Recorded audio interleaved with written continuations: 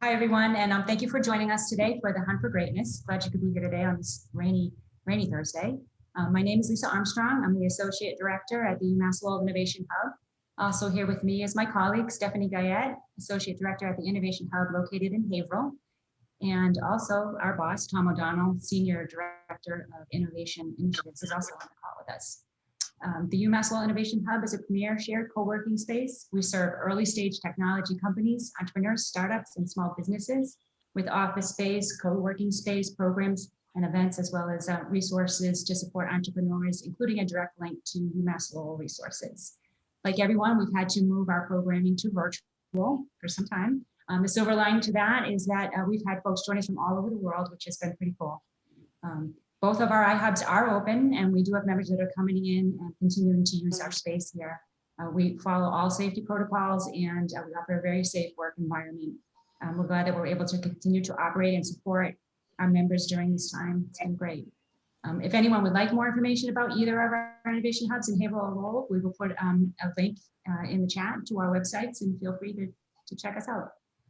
Now, about our presenter, Anne-Marie Messier is the founder of Straightline Management Solutions. Anne-Marie has worked with corporations, project teams, and entrepreneurs to successfully launch critical projects with the right mindset, people, and resources to get the job done. She has built programs and strategies to recognize the talent that is needed and the talent to walk away from in order to be successful. She has helped teams and entrepreneurs in the face of challenging landscape, helping them identify roadblocks to their success and directing their focus to new ways of thinking to create a career best experience for all involved. Her unique insights have been gathered and synthesized from her work spanning the corporate boardrooms to the local coffee shops.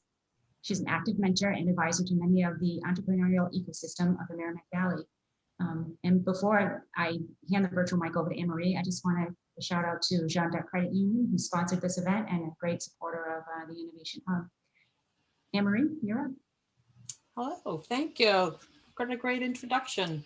And yes, thank you to Jean Duc Credit Union for helping us with this process. They're a great community partner in so many ways.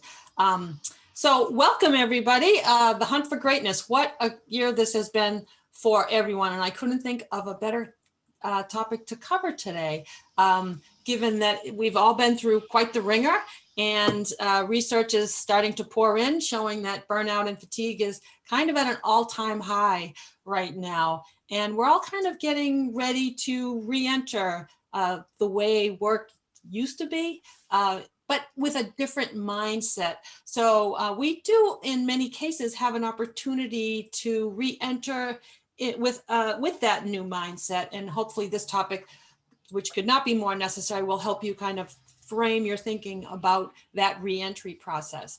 We're going to explore some research through the Gallup Corporation to give us some insights and some new ways of thinking about the often forgotten piece of the work puzzle. And that feels like you know, in an area where so much feels like out of control or out of your control. We're going to be talking today about those things that are very much in your control. And how do you set yourself up to be the most engaged in your work for this next chapter of work?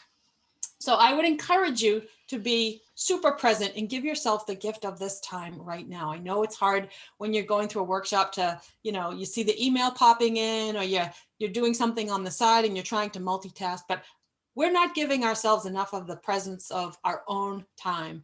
So I'm going to ask you for your own time and your gift to yourself of this learning experience. You're only going to need two things today or during this next hour, and that is your dedicated headspace and one piece of paper. So I will give you permission to kind of like scramble around right now for that piece of paper and grab a pen, and we will be doing a very simple but very powerful exercise as part of this learning.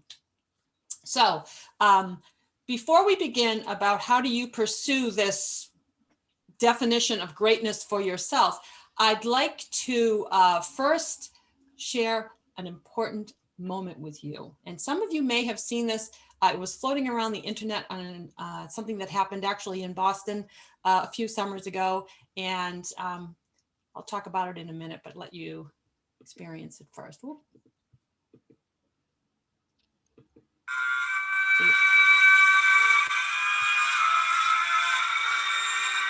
I'm going to go back to the beginning on this just so that you can kind of sit back. There you go.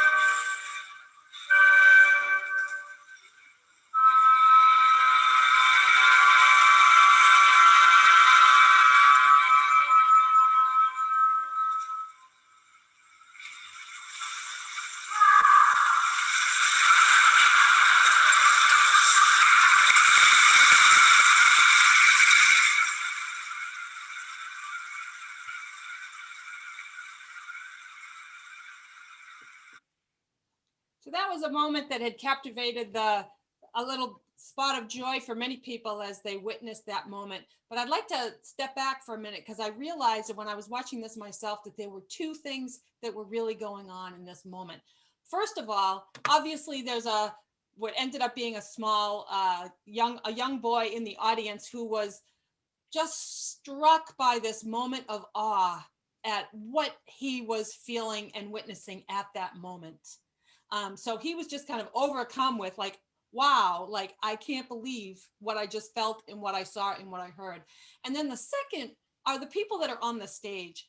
You can envision that these are a group of individuals who have been practicing their craft probably for most of their lives. And at that moment, when they hit that final string, they're probably in a little bit of awe of themselves and this great sense of like accomplishment and relief and perfection that must have overcome them and created this sense of energy and joy. And they do this night after night after night and could do it for the rest of their lives, and many often do. So there's two viewpoints that are going on here, both of which are kind of in awe of what they're witnessing from within and from the audience members as well. So there's excellence at work here. And I want to share with you some research that has been done about what excellence looks like at work in general from these sometimes two very different vantage points. So many of you have heard of the Gallup organization. They are an organization that have been studying excellence for as long as they've been around. But there's one study of excellence that they have done that I want to share some of their findings with you so that we can start digging into our own greatness. So Gallup, their tagline is, "We provide analytics and advice about everything that matters." And they have done this revolutionary study of excellence for over the last 4 decades, where they have actually had people that have taken an assessment to identify their own talents and strengths that can be put to work. There is a meta-analysis of over 103 predictive studies. If you are interested in this, the background and the statistics about this research, it is on their website, gallup.com. But what I'm going to do today is kind of get to the nuts and bolts of what the key findings were from this kind of research. So what they discovered was when they were looking at the study of excellence, that obviously patterns started to emerge. They were going through a number of methodologies to find out what was going on when someone was reported as feeling like they were working in this zone of excellence and other people were witnessing a zone of excellence. So they actually saw that there were 34 themes and talents and traits that started emerging time and time and time again. And when they looked at the research, they found that people didn't have just one of these, but there was a unique combination of these talent themes that kind of emerged in everyone. And the thing that I love about this research is that they found that, say, for example, there were 5 that were really just kept coming up for me. The odds of someone else having the top 5 talents as these would show as me is 1 in 275,000. And the odds of someone having the exact same top 5 as in the exact same order is 1 in 33 million. So they really got to the very unique qualities of an individual and how that unique mix of talents can create excellence for that person. So that's pretty unique. So, you know, there are a boatload, I should say, if that's a technical term, of research tools and assessment tools that are out there. And many of you have heard of them: the DISC, the Enneagram, the MBTI, there's career inventories, and a lot of them are great. And I'm certified in some of them. But oftentimes it's what we do with those results that really matters. And the thing that I like about this particular piece of research and this assessment tool is that it really gets to a very unique fingerprint on the individual about what makes them potentially great. So what they discovered when they were looking at greatness at work are basically three things. Is that first is working from your natural talents offers you the greatest opportunity for growth, engagement, and success. So that feels really intuitive, right? So like if you're working from things that you are naturally talented or gifted in, you are going to succeed in those areas. But those are what offers you the greatest opportunity for success in your job. The second is that everyone has a unique blend of talents that we rely on to build relationships, to make decisions, to execute on plans, and influence others. And lastly, when we know those unique set of talents and we put them to work, we're empowered to succeed by doing what we naturally do best every single day. So, doesn't that sound great, right? When you really understand who you are, you're going to be better at what you do. So, that sounds like everybody would want that. But the problem is a lot of times people say, well, I don't feel like I am. I can't put a voice around them. I don't know how to articulate what I'm naturally talented at. And I'm not really great at kind of putting it out there in the universe. So I get to do more of what I'm naturally gifted at. So what I'm going to suggest to you is this research has found that not only if we put that investment in the time of really starting to articulate what we're naturally good at and the work that we love, that we're going to be 3 times as likely as reporting an excellent quality of life. And this is more research from the Gallup Corporation. And people that focus on using their strengths report as being 6 times as likely to really feel engaged in their job.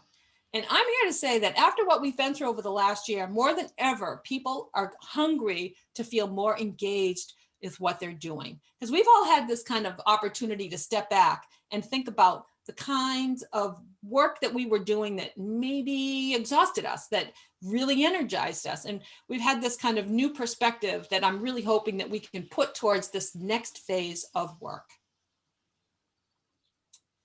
So without a great deal of hard work, being talented in something and naturally gifted in something is alone never going to be enough.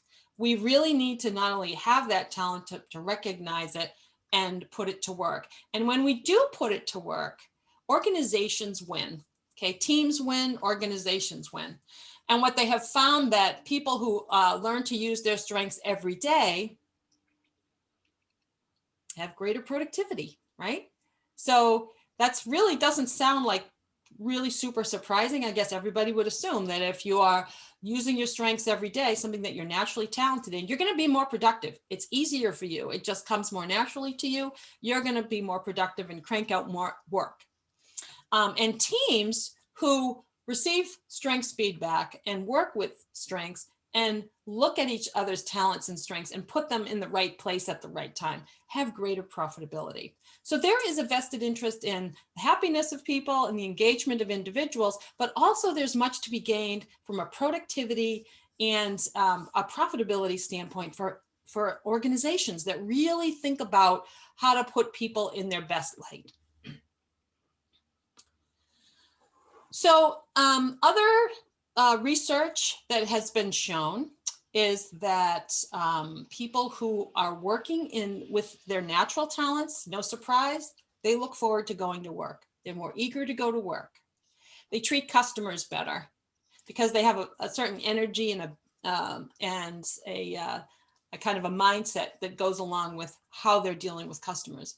They achieve more on a daily basis.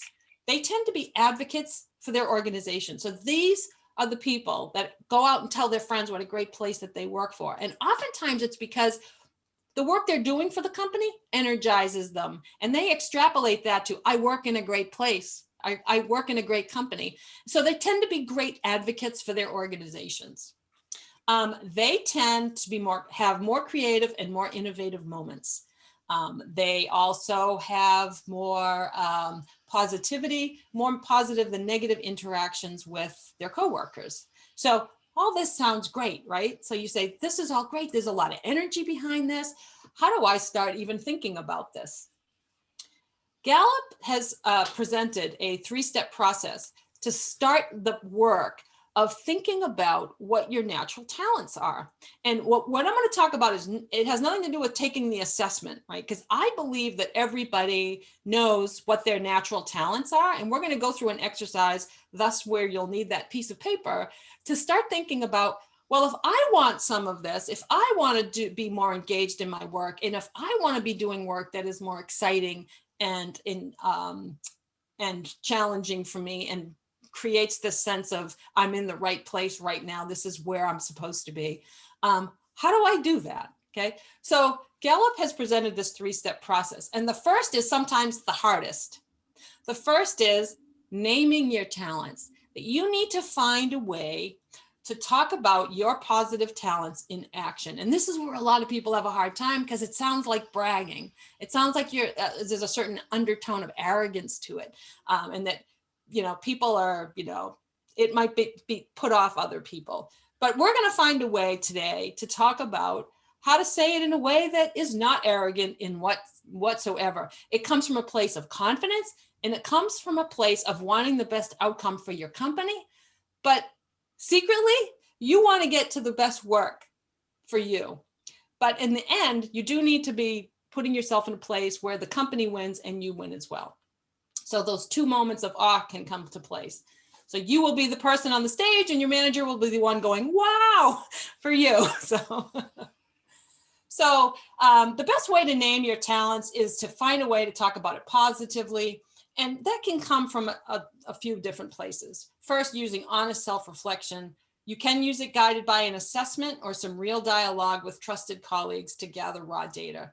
So we're going to talk about that in a minute, because there are 2 places where these stories come from, where these the language around what you're naturally good at. And those are the things that come from within you, because you know that you're naturally good at something.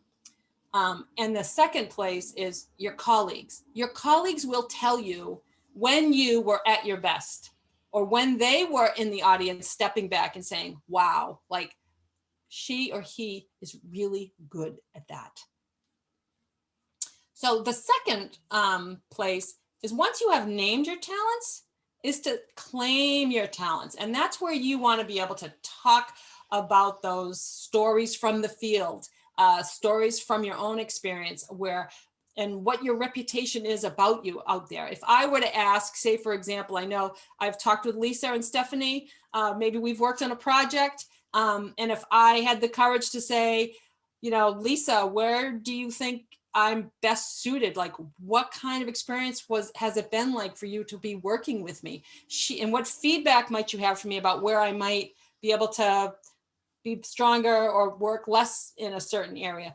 If she was a real trusted colleague and we were kind of doing that for each other, that's the kind of feedback that I need. So these are the stories that you're getting from the field.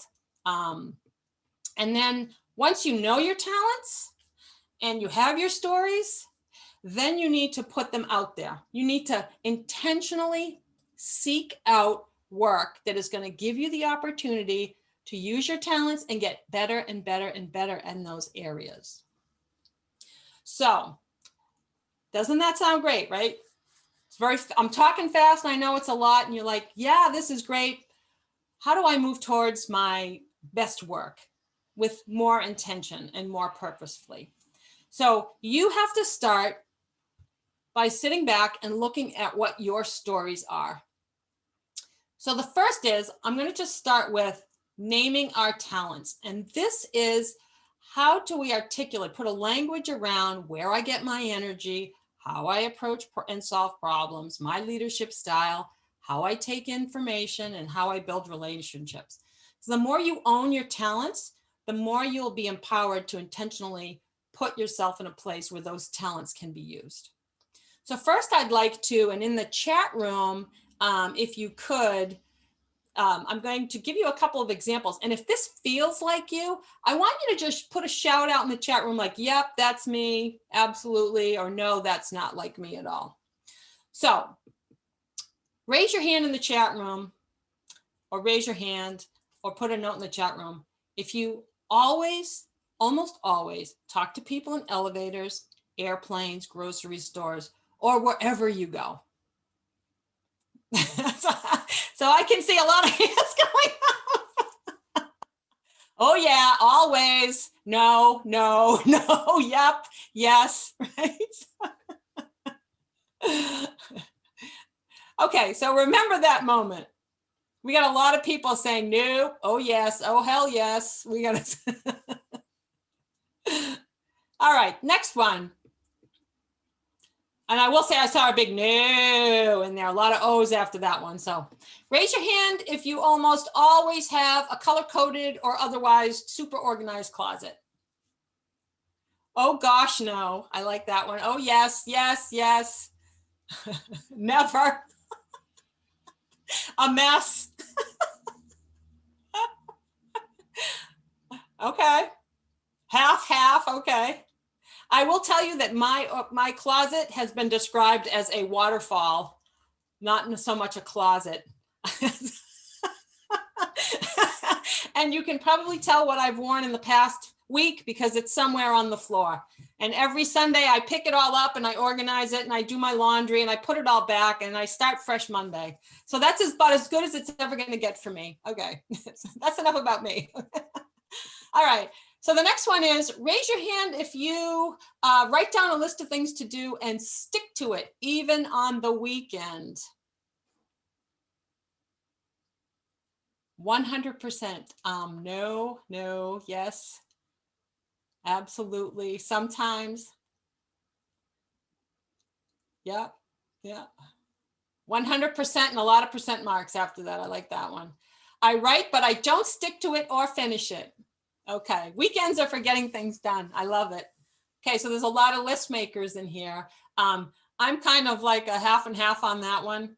I have a friend of mine who had the best story. She said, oh yes, and sometimes if I finish something and it wasn't on my list, I put it on my list and then cross it out so that I can feel better about accomplishing it. So, okay. Yeah, so someone just said that, Michelle just said, I write down things even if I've already completed them, just so I can cross it out. Okay. And the last one, raise your hand if you almost always tend to ask too many questions.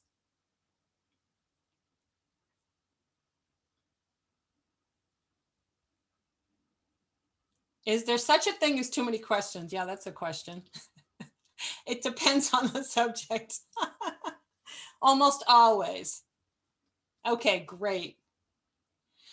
So what do we call these things? What are these things typically called? For someone that is answering no to something, they might appear to be idiosyncrasies or oddities or strange or things that you just don't understand. For somebody who doesn't ask, who said, yes, I ask a lot of questions, they're probably looking at someone and saying, well, of course you should, don't you? I have to do it. It's natural for me, right?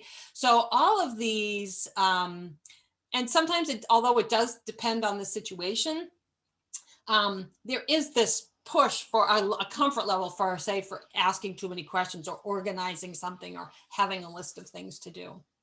So from research, these are oftentimes indicators of things that are actually called talents, and they can be put to use in your everyday at work, and oftentimes they are, and they will show up. So this is the definition of a talent. Okay, so a talent is something that everyone has, and it's a naturally recurring pattern of thought, feeling, or behavior that can be productively applied. So the examples that we just rattled off are actually examples of talent. So someone who is always talking to someone on elevators, let's position that in a way that says this person can effortlessly and instinctively start conversations. Someone that asks a lot of questions might be thinking in an orderly or timely manner. Someone who is keeping a list of all things to do might be achievement oriented and have a focus on goals. So these, without a great deal of hard work, talent alone is never enough. So these are great. But when you're considering where to invest one's time and energy and attention, Gallup research suggests that the best place to start is in an area of strength. Okay, so if you have a natural talent, something that comes easy to you, and a lot of the comments in the chat were suggesting that there were some areas here that were just naturally ways of how you go about your work. This is the place to start. And oftentimes the research does not suggest that you ignore your weaknesses, but it says spend the majority of your development time in the areas where you have a natural foundation of talent and strengths. So how do you get your arms around what your true talents are? So I would like you all to just take out that piece of paper right now. So grab a piece of paper and a pen.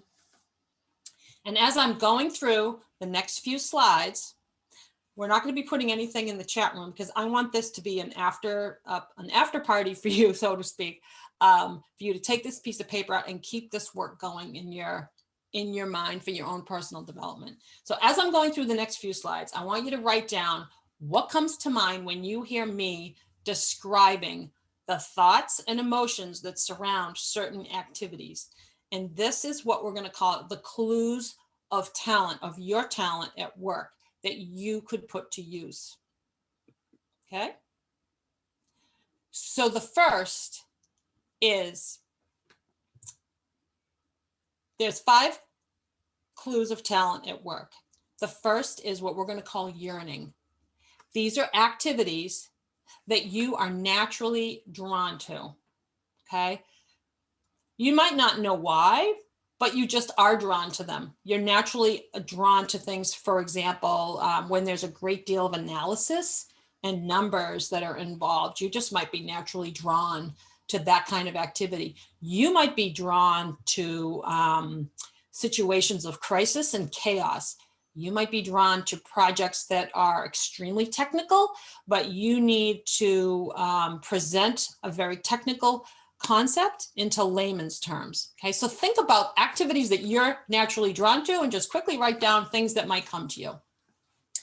The second clue of talent is rapid learning. And these are areas that you just pick up quickly, all right? And you notice that you pick them up quicker than others. Okay, so you pick these things up very quickly, you learn it, it just comes naturally easy to you. The third clue of talent is flow. And that is not only about getting kind of lost in the work, but you just seem to know what steps need to be taken. It just, you know exactly step 1, and then we have to do this, and then follow after that, we have to do this, and here's the 5 people that we have to get involved. You just seem to know what steps have to be taken when faced with a problem. The fourth is glimpses of excellence. So this is where you have a moment where you say, you're kind of in awe of yourself. You're sitting there saying, how did I do that? All right. Now, I've had those moments where I have said something and someone will look at me and say, oh, that's perfect. Can you say that again? And I look at them and I say, no, it just came out. I'm hearing it the first time as you're hearing it. And sometimes I have this moment where I'm perfectly able to synthesize a situation and put it into words that no one has thought of before. So that is something that I try to put myself into in situations where there's a little bit of chaos and everybody needs to kind of get around a common way of looking at a problem. So that's my glimpse of excellence that I'd like to share. And the last, and I think the most important, the 5th clue of talent is satisfaction. And that's when you're saying to yourself, that was great. When can I do that again? I would love another project just like that.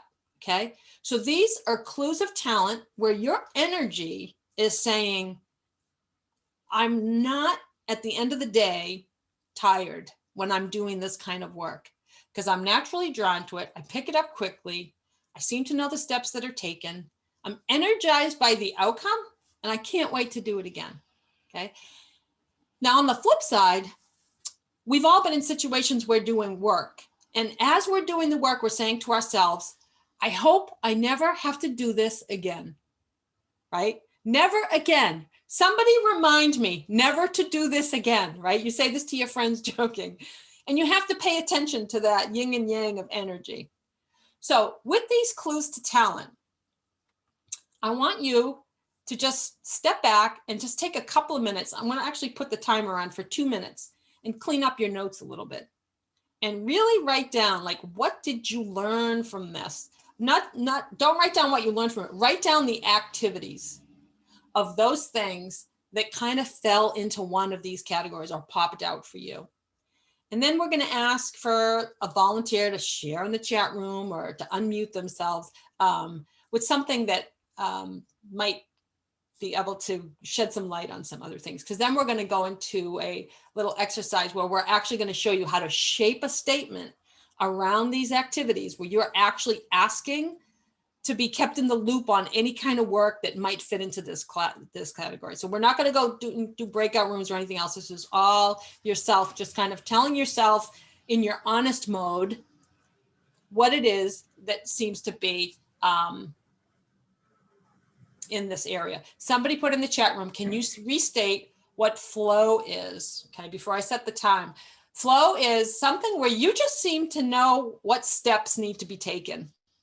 All right, so as soon as somebody presents an issue or a problem, like the list starts coming naturally in your mind. You just know what you need to do before the next thing, before the next thing. And sometimes that comes from experience, but I'm here to say that oftentimes that's a natural talent, is that you see a series of steps. One thing has to happen before the next, and it influences that, and it influences this. And that doesn't necessarily always come from experience. Sometimes it just comes from your raw mindset. And rapid learning is things that you pick up quickly. You just seem to pick things up quickly, right? It might be, for example, I feel like a certain drudgery when I'm introduced to new technology. All right. Certain pieces of technology where I'm like, can somebody just do this for me? And other people are like, I'll help you because I love it. And I love teaching people about it. So as an example, that's what I hear sometimes.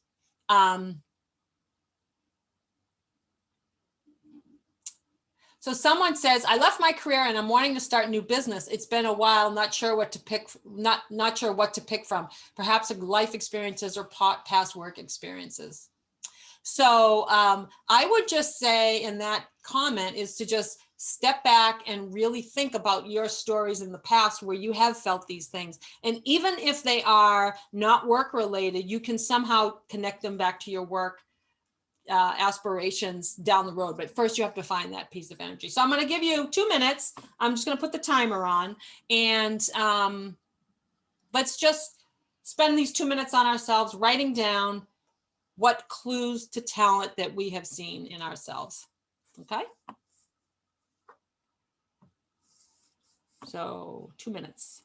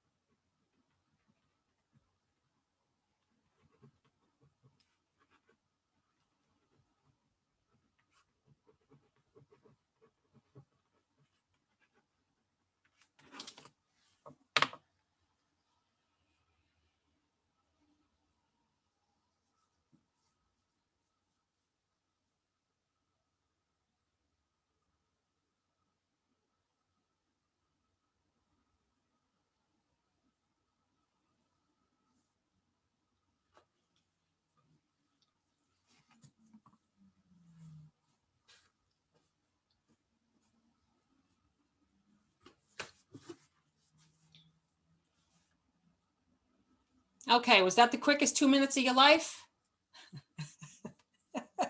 It goes by fast, but I have to admit how that's probably more time than you spent all of last year thinking about the kind of work that you really, the kind of activities that really energized you and give you that feeling of flow and satisfaction and excellence.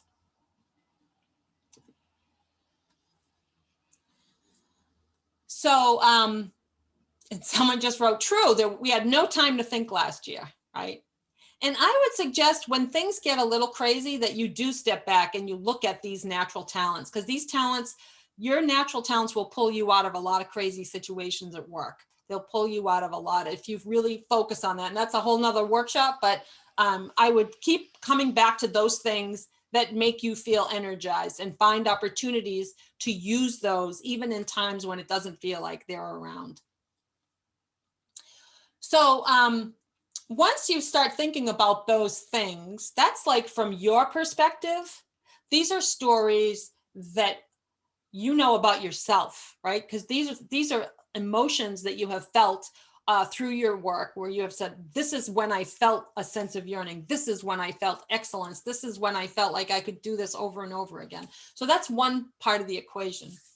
Then the other part of the equation is the things and the stories that others know about you. Okay, so you want to put these two together. So I would suggest, and we're not going to do that obviously today, but I would suggest and encourage you to collect your stories on the talents that help you in your role. Think about what are some of the biggest work compliments that you've ever received and why did it resonate with you? Sometimes when people send you that email that say, you know, Jane, Kate, Phil, I just want to take a minute to thank you. I could not believe how effective you were at calming down the situation and articulating a very well thought out viewpoint that got everybody to rethink a situation, right?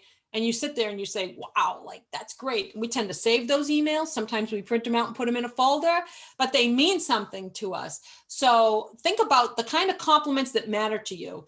I'll give you an example from me. My manager once said to me, Anne-Marie, you did an amazing job on that budget. It was flawless, well thought out. I just can't thank you enough. Big compliment. It meant nothing to me. I hated working on the budget. I never wanted to work on the budget again. I didn't want to be known for it. And it took me way more time than most people to finish that budget. And he never saw that. So he just saw the output and my perfectionism came into play. But I never wanted to do that work again. So that was not a rock star moment for me.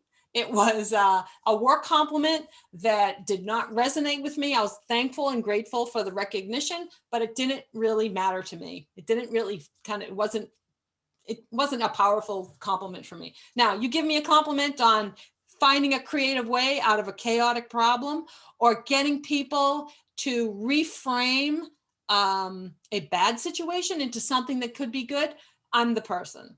Right? So that would be a compliment that would resonate with me and I would feel comfortable. The third is finding the patterns.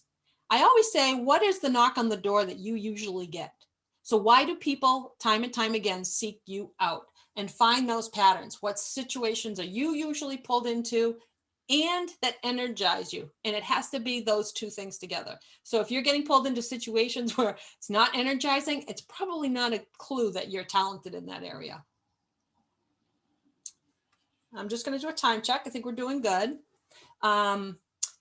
So the recipe for strengths, there is a difference between a talent and a strength in the language of this research study. A talent is something that is a natural way of thinking, feeling, and behaving. This is something that is hardwired in you that just comes naturally to you. A strength is something that represents an ability to consistently provide near perfect performance in an area. So if you have if you have a strength of giving really good presentations, that's a strength. But it's a strength that comes over time. But I have a natural talent, for example, in that case, where I am really comfortable with words. I'm really comfortable with influencing people. I made my presentation strength from drawing from a natural way of thinking, feeling, and believing and behaving. I'm sorry. So it takes time investment. So if you have a natural talent and you put some time into developing your skills and building your knowledge base, it will become a strength over time.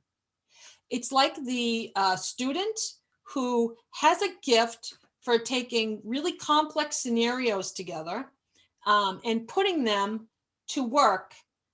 That person, perhaps with some training, could become an outstanding pianist. Okay, so there's a natural talent there, maybe for listening to music, for a craving for wanting to understand how music is read and interpreted. But the time investment on becoming a piano player is where it feeds into becoming a strength as an excellent piano player. The other thing I will say is that this kind of research does not indicate what you will be good at something. Like, just because you're analytical doesn't mean that everyone that's analytical will be really good as an engineer, right? So I always give the example of two doctors. We've all had two doctors and they've said, well, they're both excellent surgeons. One has a really bad bedside manner, a reputation for a bad bedside manner. The other one has a reputation for taking their sweet time at acting as though you're the only patient of the day and really, really zoning in on you as a human being and your quality of life. They're both excellent surgeons. They approach their work very differently with a different set of natural talents. So this is not a prescription for what you will be outstanding in as a profession. It is a prescription for making sure that your talents have an opportunity to be used in the profession that you're going to pursue. So we've gone through a lot of stuff. I've asked you to think about what your talents are that you know, and what maybe some of the stories that you know, to quickly take some quick notes. How do you talk about this? How do you get to the point where you have a natural talent and you are now looking for opportunities to use those talents time and time again? So not only that you get better at them, but that you are more engaged in your work because you're working in your zone. So we need to get good at talking about them. We need to get good at speaking and asking for the opportunities. So I'm going to give you an assignment. We have some time to spend a couple minutes on this. And look at your notes, and I'm going to leave this up, and you pick whichever statement that you think you can work with, or make up your own. But thematically, this is what I'm going for. For you to be able to articulate to your colleagues, your coworkers, or people in your network that will have your back and will look for opportunities that you want to be alerted on. Okay, so the first is, one of my talents is blank. Someone wrote, I love someone, let's see, stepping out and organizing people in chaotic situations, someone had written. So one of my talents is bringing simplicity to really chaotic situations. And I'm looking for opportunities to use this in a leadership role, right? That might be something that you would speak to someone. So if you ever have an opportunity, those are the kinds of situations that I thrive in. So you're not saying I'm awesome at it and I'm so good, you should just wait to, give me the opportunity over everyone else. There's no bravado in here. This is basically saying, I love working on X, Y, Z. All right. Give me, like, slipping it into a conversation. So if I were to say, and I'm going to pick on our super team, Stephanie, and here, is to say, Steph, if you ever have an opportunity where there's like a really complicated merger or acquisition going on, and you need someone to help you think through the plan to pull these two companies together. I love that kind of work. I love it. All right. I didn't say I was awesome at it, but you have to understand, if somebody says, I love doing something, they're probably well positioned to be exceptional at it. All right. I've never heard somebody say, I love knitting, but I stink at it. And I've never worked on one before, right? So people usually talk about something using the word love, or they get energized by. So this is the kind of language that I would suggest that you use. So the third is, I thrive in environments where I can use my presentation skills. Are there any opportunities that I should be pursuing in this company? Or I thrive in environments where I can advise companies on how to get buyer ready. If you hear of any opportunities in that space, can you just give me a heads up? People remember that, and people will, in my experience, will try to fill in those blanks for you. So, and the last is, I recently worked on a project where I fill in the blank. I was so energized. I want to have access to more work like that. Do you have any ideas for me? Okay.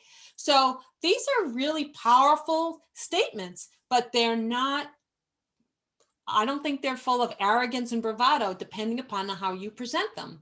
So you're basically asking your network to keep you in mind for things where a certain set of skills could be used and that you can strengthen.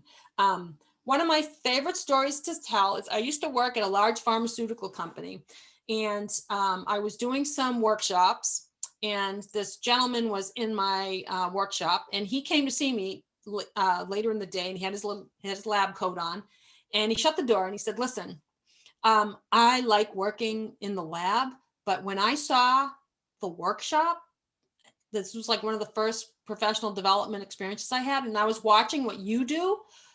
How do I do that? Like, I love everything about what I just saw. I was energized. I couldn't wait. I didn't want it to end. I just kept saying, like, how do I get to be the guy in front of the room? Because that's what I wanted to do more of, because it's what I'm missing in the lab. I don't have enough of an opportunity. I don't have a platform, and I need a platform. And I'm really great at training new lab technicians and researchers, but I need a crowd. I need a group. And how do I do more of that? So I said to him, well, you just took the first step because you just told me about that. That's what you want to do, or that's a piece of what you want to do. I don't know where that's going to fit right now, but if, and I gave him some ideas for how to get better positioned to do that kind of work in the future. Well, what do you know, about 6 months later, someone came to me and said, we need to put together a cross-functional team. And this cross-functional team will be working with some of the doctors, and we're going to be giving them, 1 hour segments on certain areas. Who do you think we should put on this cross-functional team? And we need to have managers. We need to have people that work in the warehouse. We need to have some people that work in the labs. The first thing that I thought of was this gentleman who I knew, he came forward with such a hunger and such a yearning for the kind of work. He was hungry to learn, and he was already telling me that he had some natural talents in it, even though he didn't, he wasn't bragging about it. He just didn't know what to do with it. He just knew he needed to tell somebody about it. So he became part of that team. And today he is the director of training at a pharmaceutical company in Cambridge. So he spoke up and he said, I love this kind of work. I need to know how to do more of it. Can you keep your eyes open for me? And because I knew that, I was able to move the needle for him a little bit. And I think we all do that for everybody, right? Every time we have I think people are inherently good, and that we want to help each other. And we also want to work with people who love what they're working on and who feel energized by it, because then the whole group wins, as we saw by some of that productivity research. So I want you to step back and spend the next 2 minutes on writing one of these statements out for yourself. Like, if you had to ask for something, what are some of the talents that you kind of picked on with our first example, when you first started writing, that you want more opportunities in. And how could you present that in a statement to someone in a way that doesn't feel like bragging, but you're just on the hunt for greatness. You want more of what you're naturally talented in. And the more talent that you have, the more naturally great you're going to be at something because you're well positioned to be great in it. So I'm going to give you 2 minutes to come up with a statement and put that heavy pen down on paper and write something out, because it feels like this 500-pound project, but it's really the thing that is going to liberate you into the kind of work that you want to do more of. And not the work so much as the activities within the work. So I'm going to just give you 2 minutes. Starting now. And if there's any questions, you can throw them in the chat room. Let's see.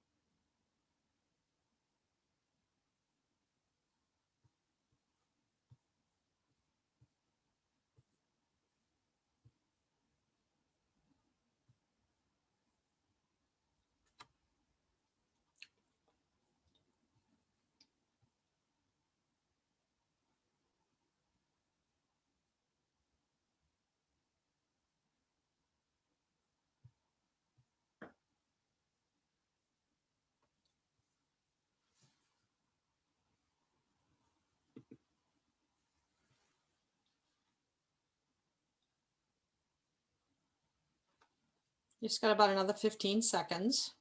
Doesn't that go by fast, huh?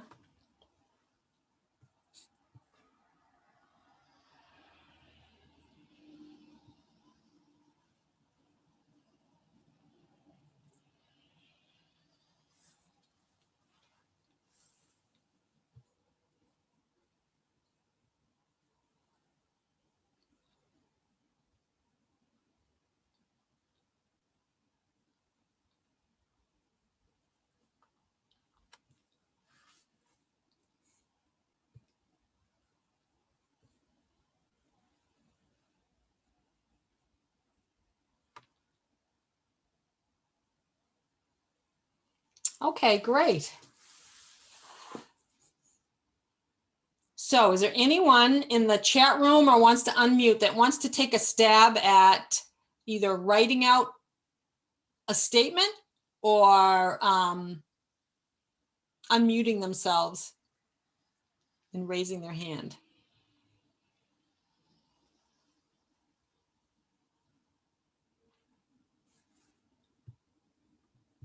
Hiya.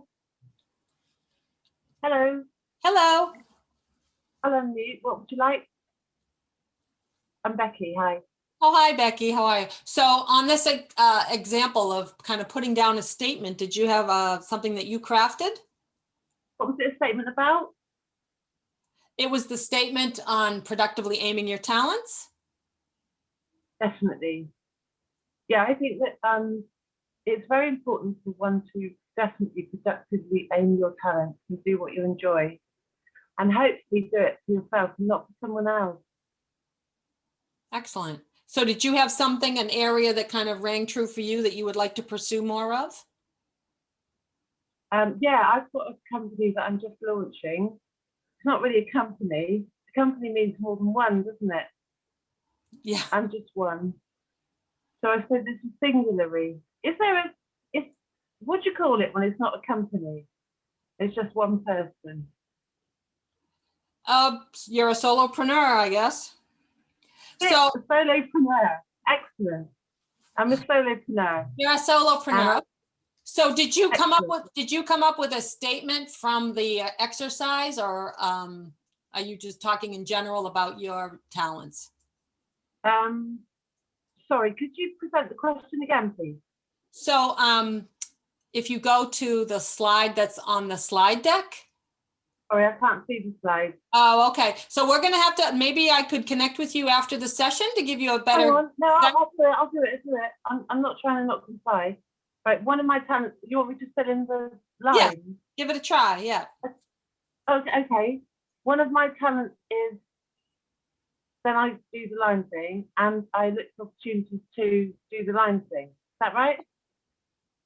Okay. One of my talents is cooking, and I look for opportunities to sell a dehydrated vegan mix. I thrive in environments where I can use my cooking skills, talents. That's not quite correct English, but we'll have to work around that. Other opportunities that I should be doing in this company. I recently worked on a project where I made vegan burger mix. I'm so energized. I want to access more work like this. Any ideas? Question mark. Do I have to put things after the question mark? Or? Yeah, no, and this is just really a framework. So thank you for sharing that. Thank you. But I think, yeah, because I think what happens is once you put it to words, even in this very cryptic way, right, where you actually are just filling in blanks, then you got to find your own language and spin on it, and makes it feel comfortable. But I think the power comes in putting the stake in the ground and actually articulating to someone what it is that you feel energized and particularly talented in. So thank you for that. Anyone else? The thing is, I'm a vegan caterer, so if I put a stake in the ground, that's not going to work, is it? Yes, exactly. Okay, thank you. Is there anyone else?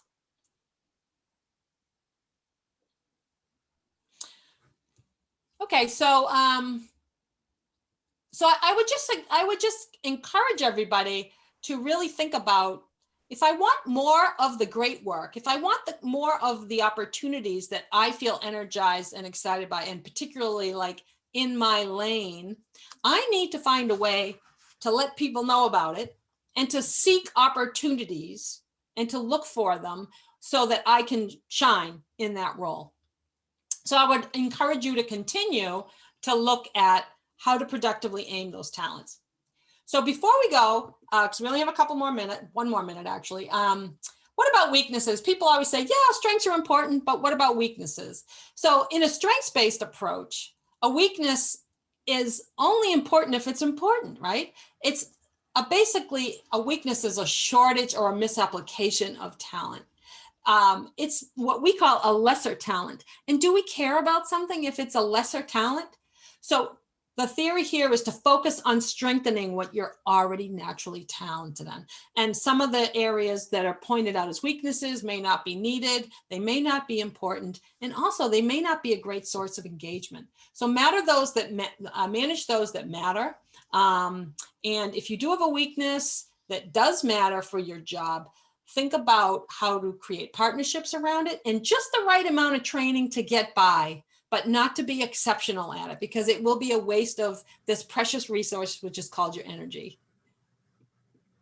And I would say get it real intentional about putting these out into the universe. First of all, get clear on them through your own clues, your own observations, and some feedback from your trusted advisors.